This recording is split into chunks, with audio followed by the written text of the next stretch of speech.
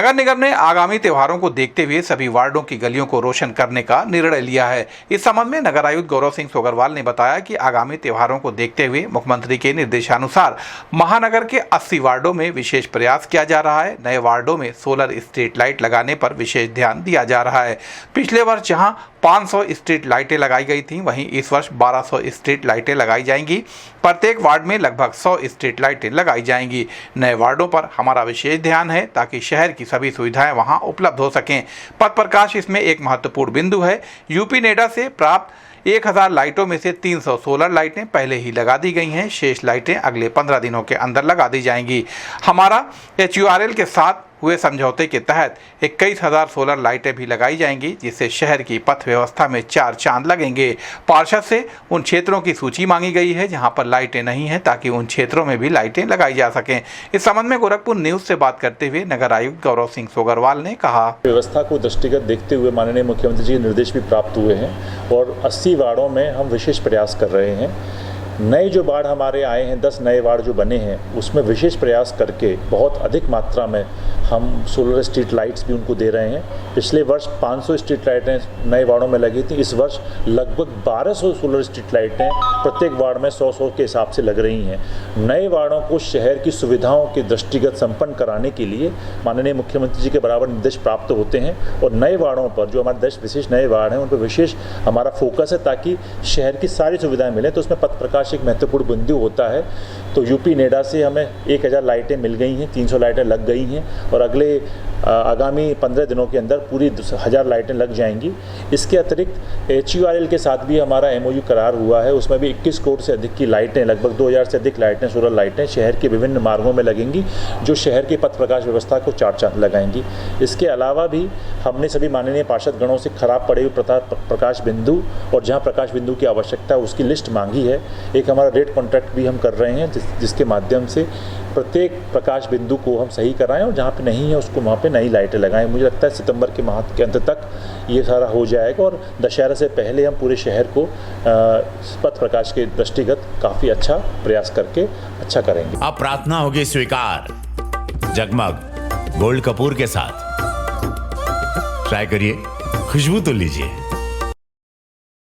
नगर निगम गोरखपुर ने राष्ट्रीय स्वच्छ वायु सर्वेक्षण में 4था स्थान प्राप्त किया है। इस संबंध में नगर आयुक्त गौरव सिंह सोगरवाल ने बताया कि नेशनल क्लीन एयर प्रोग्राम के तहत 131 शहरों को शामिल किया गया है, जिनमें गोरखपुर भी है। हर वर्ष आयोजित होने वाले स्वच्छ वायु सर्वेक्षण में वायु गुणवत्ता के विभिन्न मानकों के आधार पर भारत सरकार द्वारा शहरों की रैंकिंग की जाती है।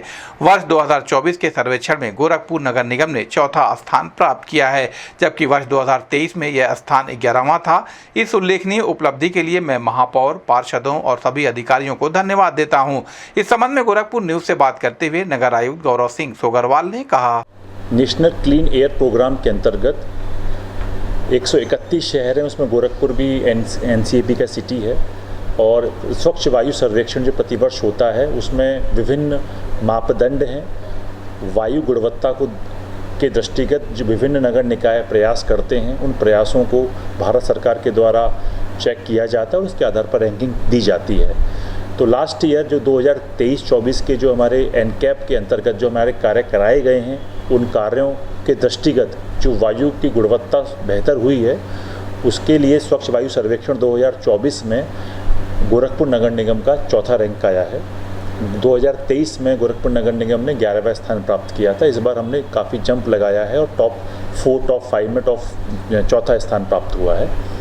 इसके लिए हमारे पूरे नगर निगम की टीम माननीय महापौर जी की अध्यक्षता में और हमारे सभी माननीय पार्षदगण और माननीय मुख्यमंत्री जी के नेतृत्व में ये गोरखपुर नगर निगम पूरा प्रयास कर रहा है कि गोरखपुर शहर को हम राष्ट्रीय और अंतर्राष्ट्रीय स्तर पर वायु गुणवत्ता में इसका अच्छा स्थान प्राप्त कराएं। तो हमारे स्वच्छता के संबंधित कार्य जो हैं उनके दृष्टिगत और NCAP में विभिन्न प्रकार के जो प्रयास किए गए हैं, चाहे वो हमारे गार्बेज ट्रांसफर स्टेशंस हों, चाहे वो हमारे एकला बंधा पे लीगेसी साइट रेमेडिएशन हो, चाहे वो हमारा इंटीग्रेटेड गार्बेज सिटी हो, एंड टू एंड पेविंग हो, ग्रीन कवर हो, एनिमल क्रिमेटोरियम, ये सारे प्रयास मिलकर हमारे वायु गुणवत्ता को बेहतर बनाए और इसको राष्ट्रीय स्तर पर सराहा गया है। तो इस बार गोरखपुर नगर निगम को चौथा स्थान प्राप्त हुआ है और हमें उम्मीद है कि अगले वर्ष इससे भी और अच्छा प्रदर्शन गोरखपुर नगर निगम करेगी। इसमें सबसे प्रयास आप सब लोगों के माध्यम से हम सभी गोरखपुर वासियों से बहुत सपोर्ट हमें मिलता है और ये सपोर्ट का कारण यही है कि हम लगातार अपनी रैंकिंग इम्प्रूव कर रहे हैं। अपने घरों का कूड़ा सड़कों पे ना फेंकें, हमारे गाड़ियों में दें, और घरों का कूड़ा हम बेसिकली हम देखते हैं गलियों में जला देते हैं, तो ओपन बर्निंग जो होती है गार्बेज की उसको ना जलाएं। ये ओपन बर्निंग कहीं ना कहीं वायु गुणवत्ता को डिटेरियोरेट करता है और धूल जो इधर उधर फेंक देते हैं उसको उस पर छिड़काव करके रखें। खास तौर पे कूड़े का ओपन बर्निंग ना करें, यही हम सब गोरखपुर वासियों से कहना चाहेंगे। पूर्वांचल का AICTE मान्यता प्राप्त तथा AKTU लखनऊ से संबद्ध संस्थान Maharana Pratap institute of technology Gorakhnath Gorakhpur quality education और पूर्वांचल के अत्याधुनिक सेंटर ऑफ एक्सीलेंस में प्रशिक्षण के द्वारा 100% placement support. Admission open in B Tech courses, computer science and engineering, artificial intelligence and machine learning, data science, cyber security, information technology और electronics engineering. Contact Maharana Pratap institute of technology Gorakhnath Gorakhpur. हमारा mobile number है 9140282856 तथा 8471044772। Maharana Pratap institute of technology Maharana Pratap शिक्षा परिषद द्वारा संचालित एक engineering college स्थापित किया गया है, जिसका सत्र इस साल 24-25 से पर आरंभ होने जा रहा है। हमारे पास 6 डिसिप्लिन है, 6 तरीके के कोर्सेज हैं। Computer science and engineering, information technology, electronics engineering. इसके अलावा ये 3 कन्वेंशनल हैं, बाकी 3 बड़े स्पेशलाइज्ड बीटेक के कोर्सेज हैं, जो कि cyber security, artificial intelligence and machine learning और डेटा साइंस। सबसे इम्पोर्टेंट बात यह है कि हम लोग के इस इंस्टीट्यूट में सेंटर ऑफ एक्सीलेंस की स्थापना होने जा रही है, जिसमें रोजगार परक कार्यक्रम चलाए जाएंगे और बच्चों को इस हिसाब से ट्रेन किया जाएगा कि वो रेडी फॉर द इंडस्ट्री रहे। हमारे यहाँ की खूबी सबसे बड़ी बात यह है कि हमारे यहाँ ट्रेन फैकल्टी है, स्पेशलाइज्ड ट्रेनिंग प्रोग्राम है, जिससे कि बच्चों को प्लेसमेंट में सुविधा मिलेगी और अपने आप को लोगों के सामने प्रेजेंट करने में उनको आसानी। जनपद के बुनकर वेलफेयर सोसाइटी ने अटल बिहारी वाजपेयी पावर लूम विद्युत फ्लैट रेट योजना के संशोधन के संबंध में मंडलायुक्त को ज्ञापन सौंपा है। सोसाइटी के अध्यक्ष अजीजुल हई अंसारी ने बताया कि पहले गोरखपुर के बुनकर प्रति माह प्रति पावर लूम 143 रुपए का भुगतान करते थे, लेकिन 1 अप्रैल 2023 से शुरू होने वाली नई योजना के तहत यह राशि बढ़ाकर 800 रुपए प्रति माह पावर लूम कर दी गई है। यह पिछली दर का लगभग 6.5 गुना है। बुनकर इतनी अधिक राशि का भुगतान करने में असमर्थ हैं। सन 2006 में पावर लूम को रीड स्पेस के आधार पर 2 श्रेणियों में बांटा गया था, जो कि तर्कसंगत नहीं है। पूरे उत्तर प्रदेश में गोरखपुर एकमात्र ऐसा जिला है जहां शूटिंग कपड़ा बनता है और यहां के सभी power loom 68 inch read space वाले हैं। इसलिए हम मंडलायुक्त महोदय से अनुरोध करते हैं कि 68 इंच रीड स्पेस वाले पावर लूम के लिए विद्युत शुल्क 400 रुपये प्रति माह पर पावर लूम कर दिया जाए। पूरे प्रदेश में कुल 2,57,960 पावर लूम है, जबकि गोरखपुर में 2,960 पावर लूम है। यदि यह मांग नहीं मानी गई तो गोरखपुर के बुनकर बेरोजगार हो जाएंगे। इसलिए हम अनुरोध करते हैं कि 5 किलोवाट की जगह 25 किलोवाट की सीमा कर दी जाए। गोरखपुर का बुनकर समाज आपका सदैव आभारी रहेगा। इस संबंध में गोरखपुर न्यूज से बात करते हुए बुनकर वेलफेयर सोसाइटी के अध्यक्ष अजीजुल हई अंसारी ने कहा, हम लोगों को सरकार जो है फ्लैट रेट पर हम लोगों को बिजली मिल रही थी, पावर लूम। हम लोग बुनकर समाज से हैं और 2006 में जो है तो हम लोगों को जो है उत्तर प्रदेश गवर्नमेंट ने फ्लैट रेट योजना के अंतर्गत किसानों की भांति फ्लैट रेट पर बिजली देने का जो है एक काम किया था।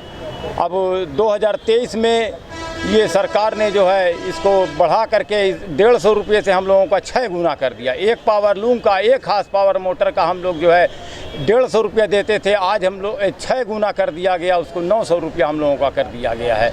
इन्हीं सब मांगों को लेकर के हम लोग जो है मंडल आयुक्त महोदय से हम लोग जो है ज्ञापन देंगे उनको और अपनी जो है बात रखेंगे उनके सामने। हम लोगों की मांग ये है कि इसको कम किया जाए, हमारा रेट, हमारा जो है पुराना फ्लैट रेट हमारा बहाल किया जाए, इसलिए कि किसानों की भांति दिया गया था। अभी हाल ही में उत्तर प्रदेश सरकार ने किसानों का फ्री कर दिया और हम लोगों का 6 गुना बढ़ा दिया। बताइए गरीब बुनकर कहाँ से दे पाएगा इतना पैसा? इससे बहुत ही नुकसान होगा। अगर गोरखपुर से टेक्सटाइल यानी पावर लूम ख़त्म हो गए तो सरकार को भी इसके नुकसान होगा, क्योंकि आप लोगों को मालूम है कि जब से देश आज़ाद हुआ आज तक कपड़े पर कभी GST नहीं था, मगर 2017 या 18 में जो है जीएसटी आया, जिसमें कपड़े पर भी 5% जीएसटी लगा दिया गया, धागे पर 12% जीएसटी लगा दिया गया।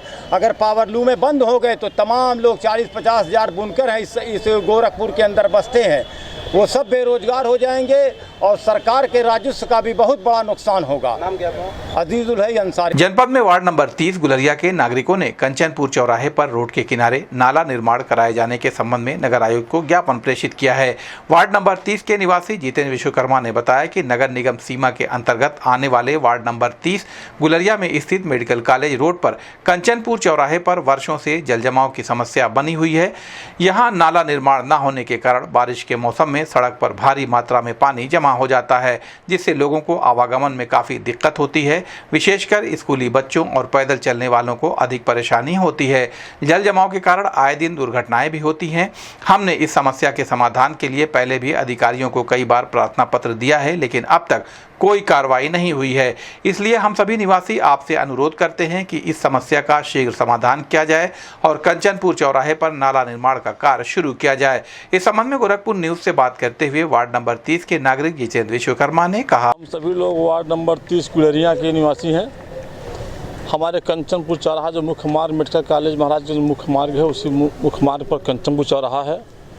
वहाँ पर विगत कई सालों से मुख्य मार्ग पर पानी इकट्ठा हो रहा है लोगों के घरों का।